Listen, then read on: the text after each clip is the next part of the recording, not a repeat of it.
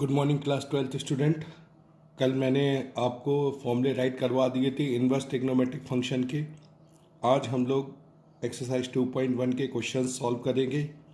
तो first question है find the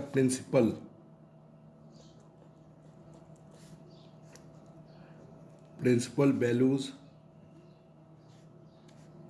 of the following.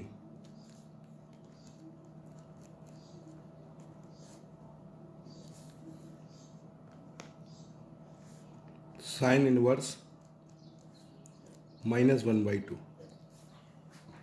तो इसकी प्रिंसिपल वैल्यू निकालनी है, मतलब एक तरह से देखा जाए तो रेंज निकालनी है, किस रेंज के अंदर आ रहा है। तो इसमें रेंज का यूज़ होगा, जो मैंने कल एक आपको टेबल बताई थी शुरुआत में, उस टेबल को देखना है, उस टेबल से इसको सॉल्व करना है। तो सबसे पहले आप क्या कर लेंगे, लेट इस पूरे फंक्शन को कोई ना कोई चीज़ लेट कर लीजिए, एक्स या वाई जो भी आप लेट करना चाहें वो लेट कर लें। सपोज मैंने लेट कर लिया, let y equal to sine inverse -1/2।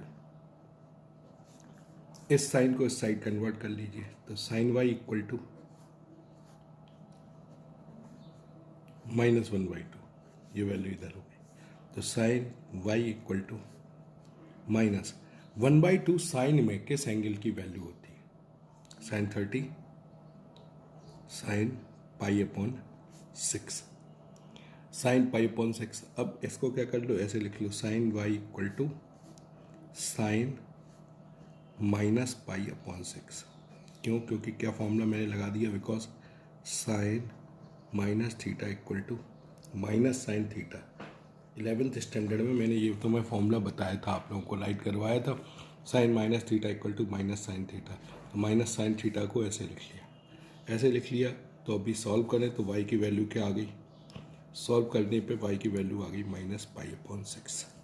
-π/6 क्या हम लोगों की रेंज में है। रेंज कल साइन की मैंने बताई थी कहाँ से कहाँ तक होती है, -π/2 से लेके -90 से लेके +90 तक, -π/2 टू +π, ये बीच में आ रही है उसमें। तो हम लोग लिख देंगे 10 या देयरफॉर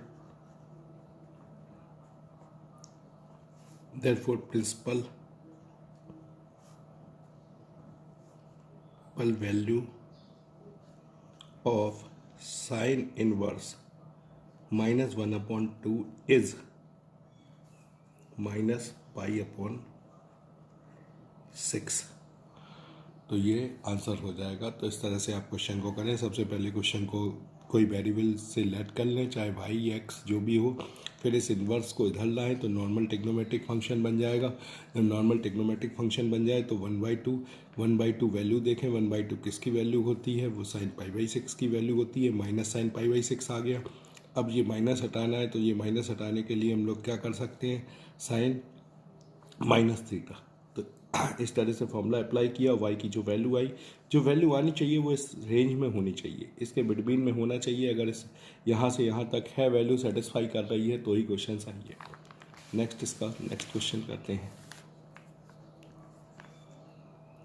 थर्ड क्वेश्चन ले लेते हैं। तो अगर थर्ड में सॉल्व करता हूँ तो let y equal to cosec inverse 2। तो y equal to cosec inverse 2, तो कोसेक y इक्वल टू क्या हो जाएगा, 2 कोसेक y। अब 2 वैल्यू किसकी होती है, ये होती है बेटा कोसेक π/6 की। तो y इक्वल टू क्या हो जाएगा, y इक्वल टू हो जाएगा π/6। π/6 बिलोंग्स टू, क्या π/6 कोसेक की रेंज को बिलोंग करता है। कोसेक की रेंज कहाँ से कहाँ तक होती है आपको पता है, -π/2 टू +π/2। लेकिन एक चीज़ और इसमें, एक्सेप्ट 0 तो है। देयरफॉर या 10 प्रिंसिपल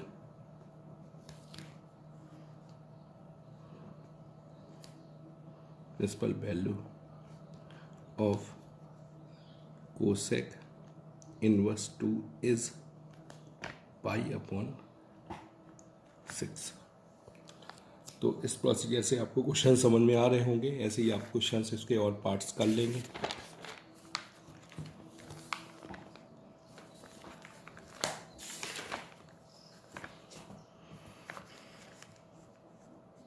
चलो एट्थ करते हैं। Eighth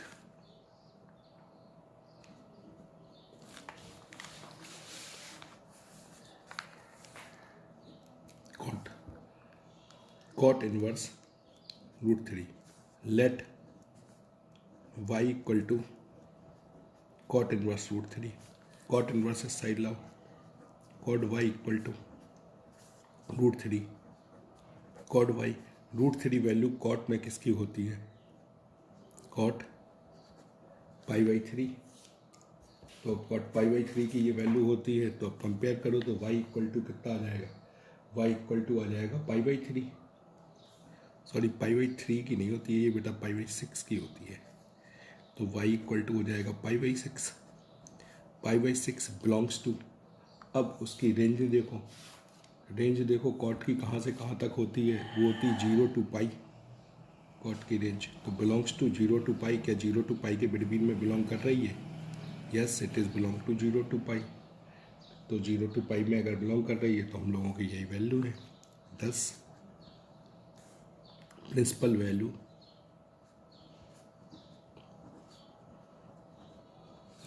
of cot inverse √3 is π/6।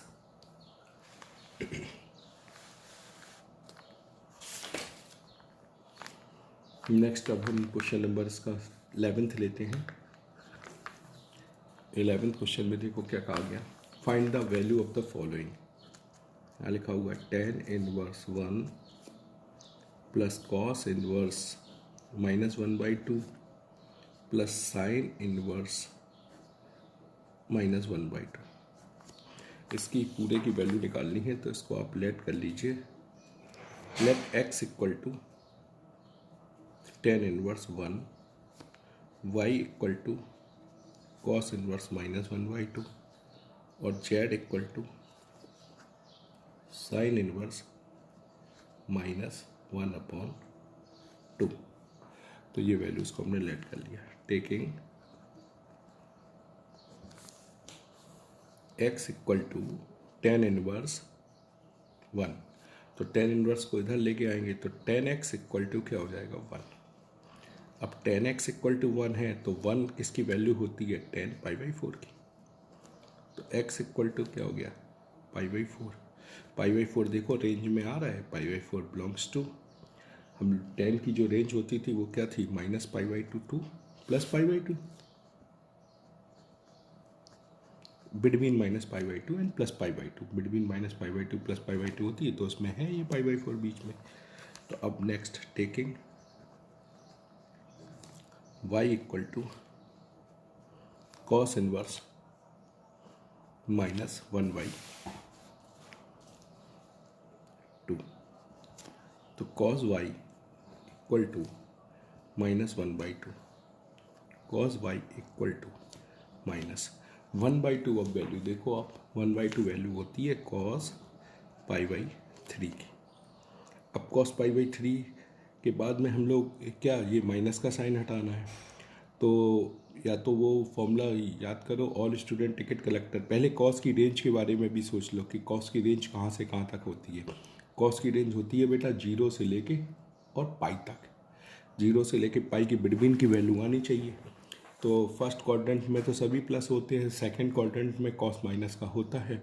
तो मैं अगर इसको सेकंड क्वाड्रेंट में लिखूं तो मैं इसको लिख सकता हूं cos pi minus π/3, because cos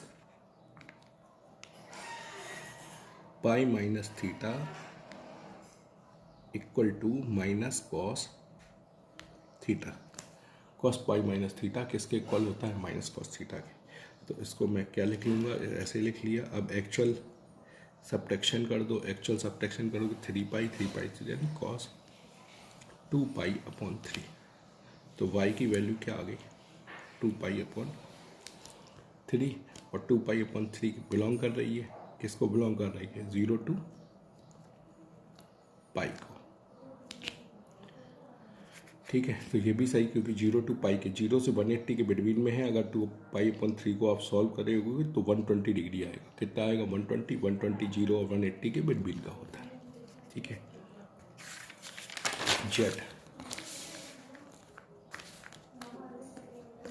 Z equal to sine inverse minus 1/2। तो साइन जेड इक्वल टू -1/2 और sine z equal to minus, value रख दो साइन में, ये वैल्यू किसकी होती है, π/6 की। ये आप फर्स्ट क्वेश्चन की तरह है, हम लोगों ने सॉल्व किया था साइन -π/6। तो फिर जेड इक्वल टू क्या आ गया, जेड इक्वल टू वैल्यू हो जाएगी -π/6 और -π/6 हम लोगों की रेंज में है। -π/6 कौन सी रेंज में, कहाँ से, -π/2 टू +π/2 इस रेंज में है। ठीक है, तो अब हम लोग क्या करेंगे,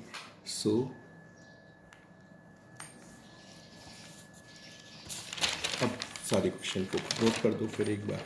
tan inverse 1 plus cos inverse 1/2 plus sine inverse -1/2 equal to, ये मैंने किसके इक्वल किया था, x के। ये दूसरी वाली वैल्यू y लेट की थी और तीसरी वाली वैल्यू किसके इक्वल की थी, z। x y z तीनों की वैल्यू को आप यहाँ पे क्या करते हैं, पुट। तो x की वैल्यू कितनी हो गई, x की वैल्यू हम लोगों ने फाइंड आउट की है, x की वैल्यू फाइंड आउट की थी π/4। y की वैल्यू 2π/3। ठीक है, y की वैल्यू हम लोगों ने 2π/3 और ये लास्ट वैल्यू कौन सी आई, π/6। तो अब मैं एलसीएम लूँगा, अगर मैं एलसीएम लेता हूँ तो यहाँ आ जाएगा 12, 4 3 जा 12, 3π, 3 से 4 टाइम्स 4 2 जा 8π, -6 से 2π। तो 8 3 11, 11 - 2 होगा तो 9 π/12 और काट दो तो 3π/4 आंसर आ जाएगा। तो हम लोगों का करेक्ट आंसर क्या होगा, 3π/4। तो ये थे 3 कंबाइंड फंक्शन, उसको हमने सॉल्व कर लिया। इसी तरह से अब हम 12th क्वेश्चन को सॉल्व करेंगे।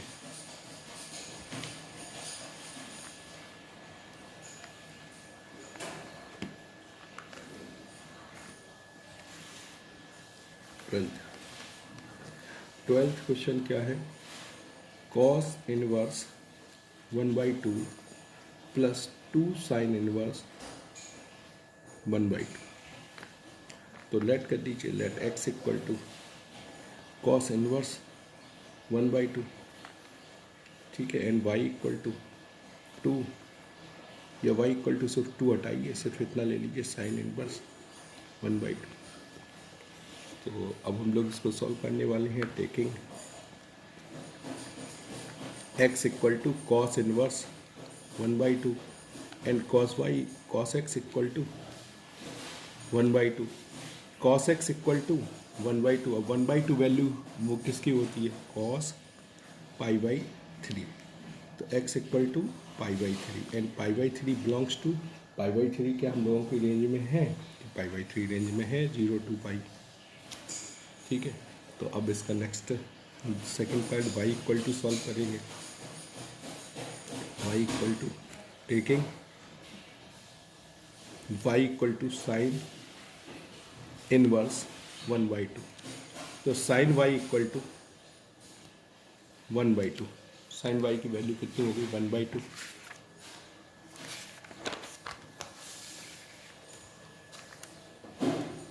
Sign y equal to 1/2। अब इसको सॉल्व करो, सॉल्व करोगे तो साइन y 1/2, देखो वैल्यू किसकी होती है, साइन π/6। तो y इक्वल टू क्या आ गया, π/6, y की वैल्यू आ गई π/6। सो ये भी रेंज में आ रही है। आपको पता है कि इस रेंज क्या होती थी, -π/2 से लेके +π/2 तक, उस रेंज के बिटवीन की वैल्यू है। सो अब वैल्यू हम लोग लिखेंगे cos इनवर्स 1/2 और plus 2 sine inverse 1/2 equal to, तो यहाँ वैल्यू रखो तो x प्लस क्या हो गया 2y। तो x की वैल्यू हम लोगों ने फाइंड आउट की है, x की वैल्यू आई थी π/3 प्लस 2 इंटू π/6। तो ये और सॉल्व करो तो पाई/3 प्लस ये भी पाई/3 हो जाएगी। तो आंसर क्या आ जाएगा 2π/3। तो आई थिंक आपको ये क्वेश्चन समझ में आया होगा। अब हम लोग नेक्स्ट क्वेश्चन करते हैं, ऑप्शनल क्वेश्चन है। ऑप्शनल क्वेश्चन देखिए 13 क्या है, sine inverse x equal to y है और नीचे ऑप्शंस दिए गए हैं कि y की वैल्यू क्या होगी। तो y की वैल्यू हम लोगों को रेंज पता है, इसकी रेंज कहाँ से कहाँ तक होती है, π/2 से लेके, तो रेंज क्या हो जाएगी y इज़ ग्रेटर देन, क्योंकि स्क्वायर ब्रैकेट लगा है, -π/2 बट लेस देन और इक्वल टू कौन सी वैल्यू हो जाएगी, लेस देन इक्वल टू π/2। तो हम लोगों का करेक्ट ऑप्शन कौन सा हो जाएगा, B is our correct option, क्योंकि जो साइन की रेंज होती है वो -π/2 टू +π/2 इंक्लूडिंग, इसलिए ये वाला आप देख रहे हो, आपको पता है कौन सा ब्रैकेट होता है, क्लोज इंटरवल, और क्लोज इंटरवल में कौन से साइन लगते हैं, लेस देन और इक्वल टू, ग्रेटर देन और इक्वल टू के, इस तरह के साइन हम लोग लगा देंगे। अब एक क्वेश्चन और रिमेन है, उसको और करते हैं।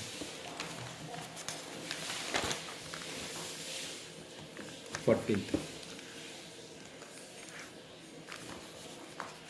क्वेश्चन है, tan inverse √3 minus sec inverse -2, इसको सॉल्व करना है। तो let x equal to tan inverse √3 and y equal to sec inverse -2, ठीक है।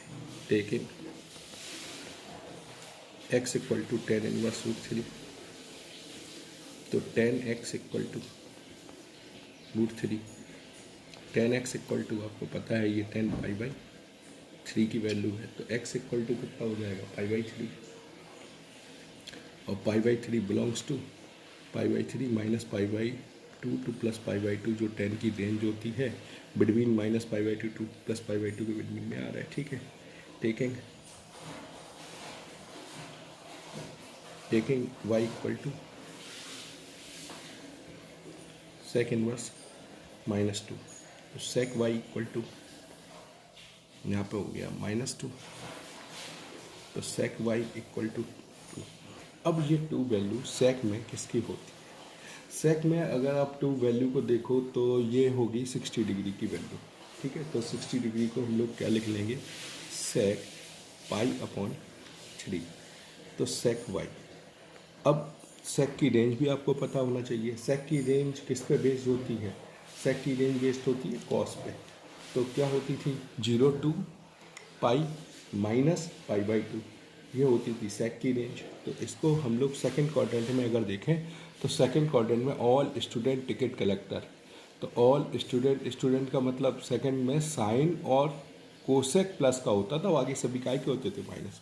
तो इसको मैं लिख सकता हूँ सेकंड क्वाड्रेंट के अलोंग पाई -π/3, बिकॉज फॉर्मूला होता है because sec pi -θ equal to -sec theta. तो -sec थीटा को मैंने ऐसे राइट कर लिया, ठीक है। -sec थीटा यहाँ राइट है, इसको ऐसे राइट कर लिया क्योंकि sec पाई -θ 11 का फॉर्मूला है, -sec थीटा आपने पढ़ा था, ठीक है। तो sec y equal to minus करेंगे तो 2π/3 आ जाएगा, ठीक है। sec 2π/3 आ जाएगा। अब sec 2π/3 काट दिया तो y इक्वल टू क्या आ गया 2π/3। 2π/3 क्या इस रेंज को बिलोंग कर रहा है, तो हाँ है इसमें, आप देख रहे हो इसके बिटवीन का है, ये होती थी sec की रेंज। तो y की वैल्यू भी हम लोगों ने फाइंड आउट कर ली। So tan inverse √3 minus sec inverse -2 equal to ये हो जाएगा बेटा x माइनस वाई।